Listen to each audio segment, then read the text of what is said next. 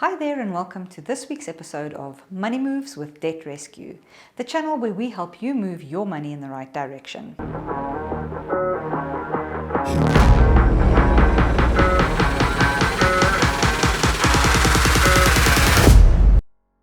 In this week's episode, we're going to be talking about one of those topics where we might leave it a little too late or not put as much attention into it as we should over the years, and that's retirement planning.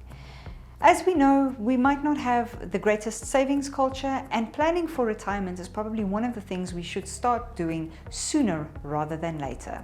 So let's look at some statistics out there and information about how we can plan better for our retirement and what the current situation is. So retirement statistics in South Africa are rather gloomy.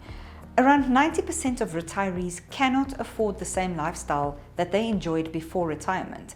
The average contribution towards pension savings per month is around 900 Rand, and only 50% of private sector workers have a retirement product. Without a pension fund, your maximum government pension grant currently stands at 1,980 Rand a month. The government pension fund cannot sustain a normal household food basket of essentials, and therefore we cannot rely on a government pension, and we need to start looking at ways in which we can start saving for our retirement as soon as possible if we're not already doing so. So obviously the ideal would be for us to start planning for our retirement as soon as possible.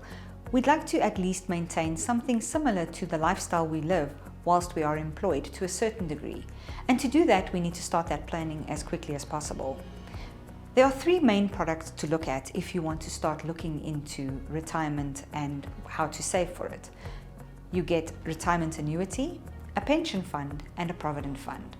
So let's look a little bit at the differences between the three. A retirement annuity, or an RA as it's known, is a private personal retirement vehicle. Now what this means is generally as a consumer or a person who is planning for their retirement, that you would take it out in your personal capacity. Retirement annuities generally do not pay out lump sums until you are the age of 55, and once you are 55 you can draw a third of the total amount, and then you can invest the rest into an annuity whereby you are getting a monthly amount then for a period of time. Pension funds and provident funds are very similar in nature with a few slight differences.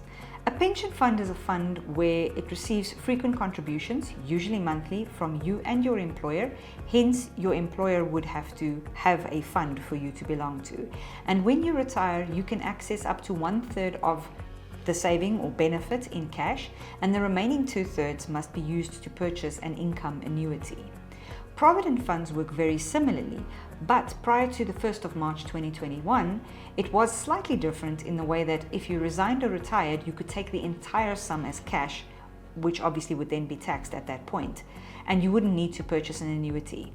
However, after 1 March 2021, provident funds are now more similar to pension funds, and the following applies. You are required to take 1/3 of the benefit as a lump sum, and the remaining 2/3 must be used to buy a pension that provides a monthly income. Something to keep in mind is if you cash out that 1/3 when you might leave your employer, is to look at what you do with those funds. You might get something called a preservation fund, or you might just want to invest it. Here we strongly recommend that you contact a financial advisor to see what the best option is for you, your lifestyle, and what your current financial circumstances are. As we can see, these products can be quite complicated and need a lot of explaining depending on your personal circumstances.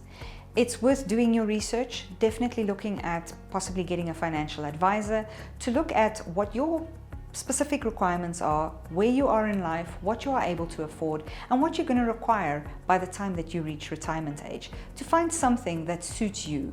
Again, going back to your budget, making sure that you can afford this, how much you can afford, and how much you are going to need to be able to live the kind of lifestyle you would like by the time that you retire. Thank you for joining us for this week's episode of Money Moves with Debt Rescue. Please remember to like our channel, subscribe, and leave comments on any topics you would like for us to discuss.